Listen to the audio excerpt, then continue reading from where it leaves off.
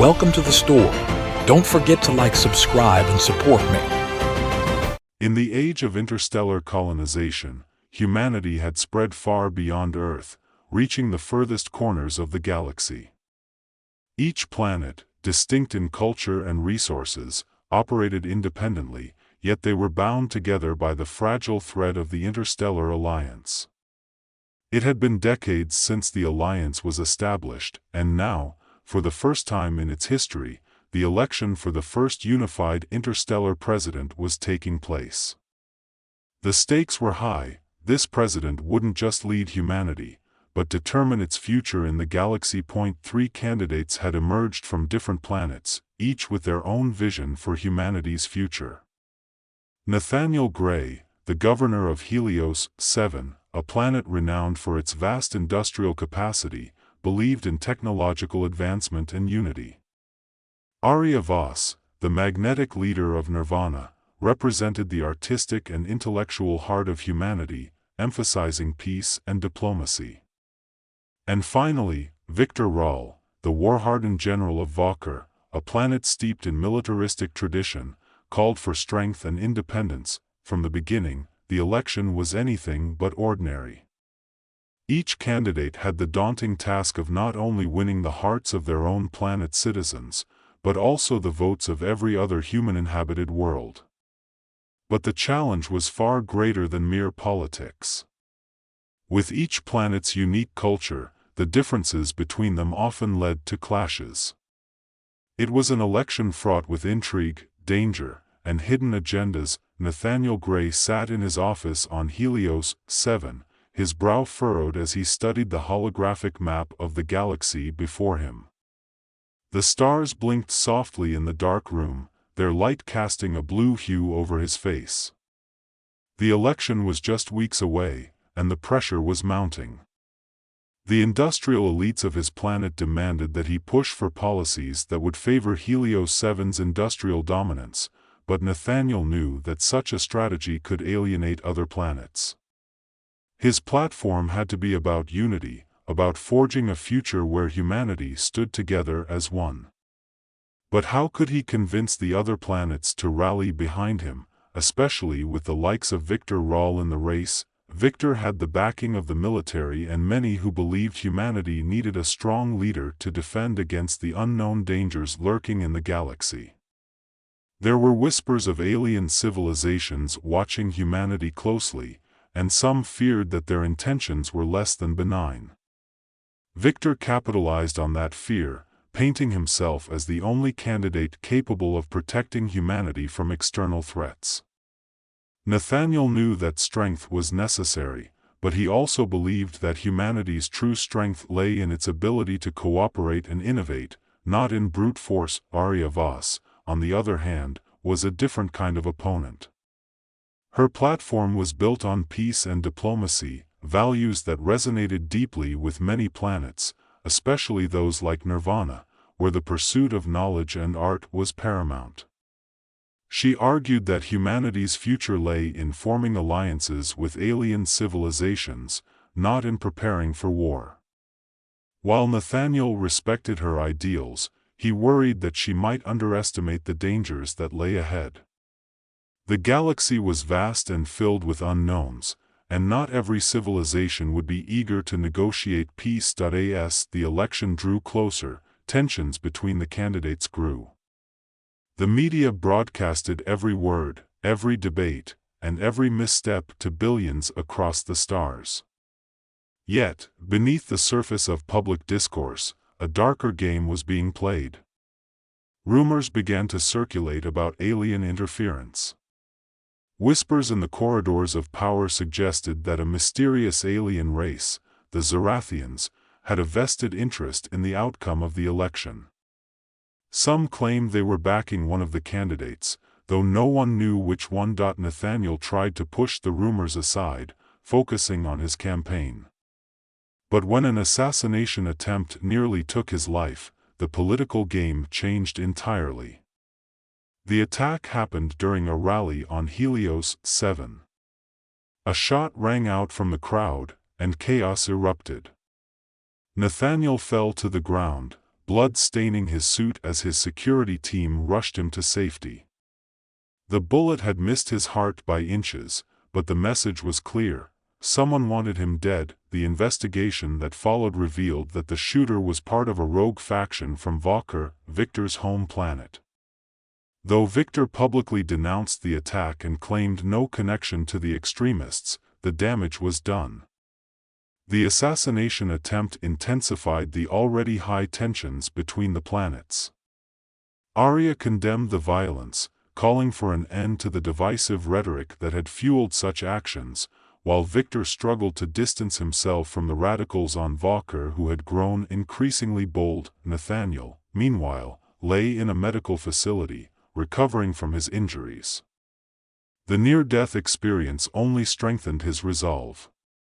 He could feel the weight of humanity's future pressing down on him, and he knew that the election was about far more than just politics. If humanity remained divided, it would be vulnerable, not just to internal strife, but to external threats as well. The rumors of Zerathian interference gnawed at him. Whether or not they were true, the idea that alien civilizations might be pulling the strings behind the scenes was terrifying. Humanity needed to stand together, and he was determined to make that happen. As he recovered, Nathaniel's campaign took on a new sense of urgency. He shifted his focus, speaking not just about unity but about the need for humanity to prepare for the challenges that lay ahead. The galaxy was vast and filled with unknowns, and only by standing together could humanity hope to survive. His speeches became more impassioned, and slowly, he began to regain the momentum he had lost after the assassination attempt. Arya, meanwhile, had begun her own investigation into the assassination. She suspected that there was more to the story than met the eye. The attack had been too well coordinated, too precise. While the shooter had been identified as a Vauker extremist, there were whispers that the Zerathians might have been involved. Arya didn't trust Victor, but she also didn't believe that he was foolish enough to orchestrate an assassination attempt that could destroy his political career. No, something larger was at play, and she intended to find out what. As the weeks passed, Arya's investigation led her to some startling discoveries. She uncovered evidence that suggested the Zerathians had been secretly influencing factions on Vauker for years. The alien race, known for their manipulative and secretive nature, had been subtly pushing humanity toward conflict, hoping to weaken the species before they became too powerful. Arya realized that the election was just one piece of a much larger puzzle. The Zerathians didn't care who won, they only wanted to ensure that humanity remained divided and distracted. With this knowledge in hand, Arya faced a difficult choice. She could go public with the information, but doing so could throw the entire election into chaos. If the public found out that alien forces were manipulating their political process, it could lead to widespread panic and violence. On the other hand, staying silent would mean allowing the Zerathians to continue their interference unchecked. In the end, Arya decided to take a calculated risk. She reached out to Nathaniel, sharing her findings with him. Despite being political opponents, they both understood the gravity of the situation. Together, they devised a plan to expose the Zerathian influence without causing mass hysteria. They would use the final debate, the most watched event in the entire election, to reveal the truth, but in a way that would rally humanity rather than divide it. As the day of the final debate approached, the tension in the air was palpable. Billions of people across the galaxy tuned in to watch the three candidates make their final cases. Nathaniel, still bearing the scars of the assassination attempt, stood tall on the stage. Arya, calm and composed, was ready to drop the bombshell of alien interference. And Victor, the military strongman, was prepared to defend his platform of strength and independence. The final debate began with a silence so thick that it could have filled the space between stars. The candidates stood in the center of a grand, circular chamber, surrounded by holographic projections of their supporters from across the galaxy. Each face in the crowd was frozen in anticipation, waiting for the first word that would either cement the fate of humanity or fracture it beyond repair. Nathaniel was the first to speak. His voice, though weakened by the trauma of the assassination attempt, carried the weight of a man who had faced death and come out the other side with a renewed sense of purpose. This election is not about which planet will dominate, nor is it about which leader will hold power over others. It's about the survival of humanity. We stand on the precipice of greatness, but also of disaster. And only together, united, can we face the challenges ahead.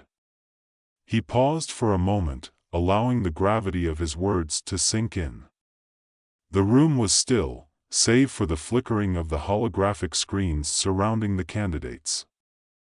Arya followed, her tone calm but insistent. We must remember that the future isn't just ours to shape. We share this galaxy with other civilizations, and while some may seek to harm us, we cannot let fear guide our every decision. Humanity's strength has always been in its ability to adapt, to learn, to form alliances that others would deem impossible. That is our true power, and that is what we must hold on to. She turned slightly toward Nathaniel, giving him a brief nod. They had agreed on the strategy beforehand, and now was the moment to execute it. Without further preamble, Arya spoke the words that would change everything. But there's something else. Something we can no longer keep from the public. There is an external force that has been manipulating this election, an alien race known as the Zorathians. They have been working behind the scenes, influencing factions on Vauker, and likely beyond. Their goal is not to help humanity, but to weaken us. They want to keep us divided so that we can never challenge their dominance in this galaxy.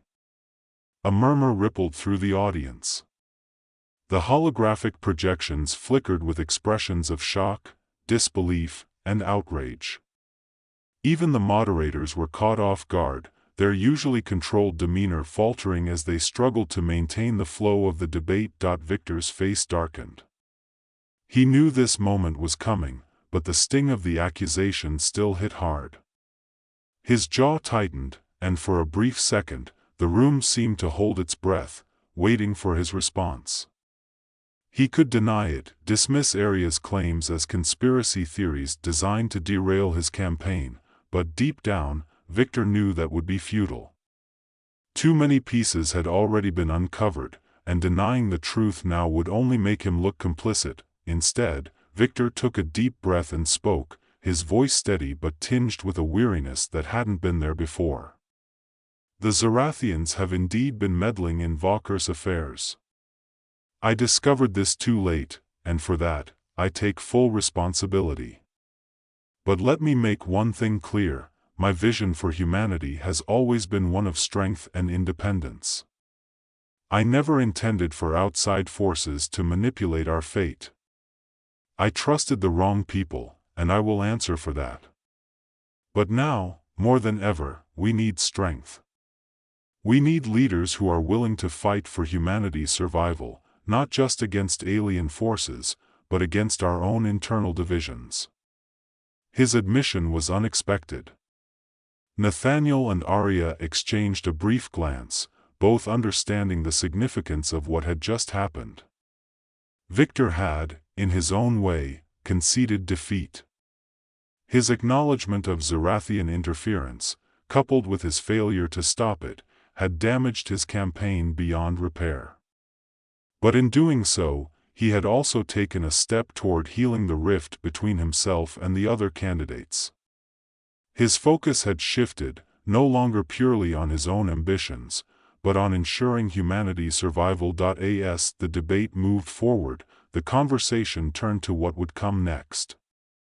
Nathaniel, emboldened by Victor's admission, took the lead in proposing a unified defense strategy. He outlined a plan that would strengthen humanity's defenses without sacrificing diplomacy or unity. "We must remain vigilant," Nathaniel said, "but we must also remember that our greatest strength is in our ability to work together.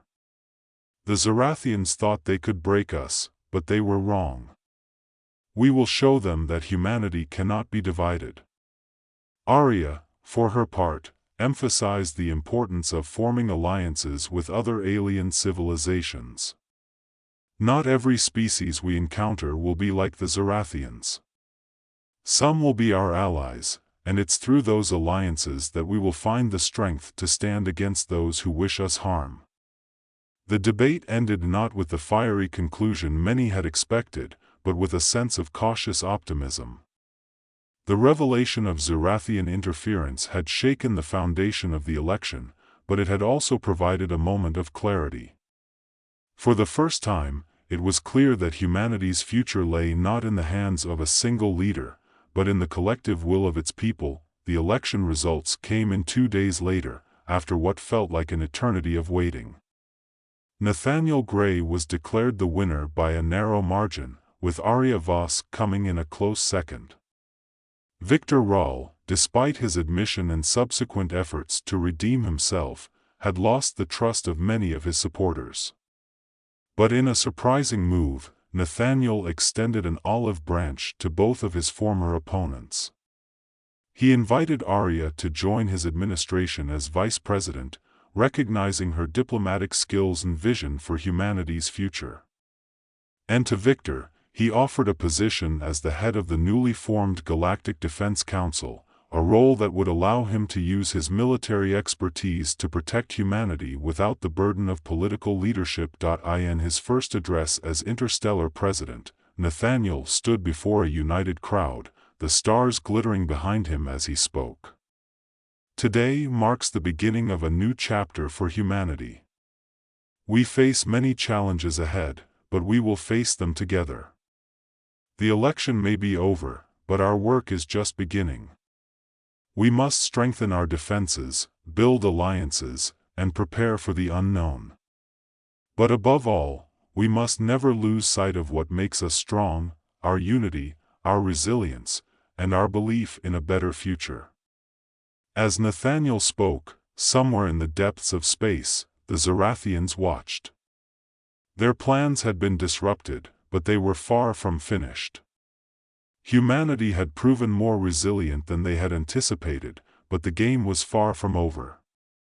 For now, they would retreat, regroup, and wait for another opportunity to strike. But for humanity, under the leadership of Nathaniel Gray, the future looked brighter than ever. The galaxy was vast and filled with unknown dangers, but it was also filled with possibility. And as long as humanity remained united, there was no challenge they couldn't overcome.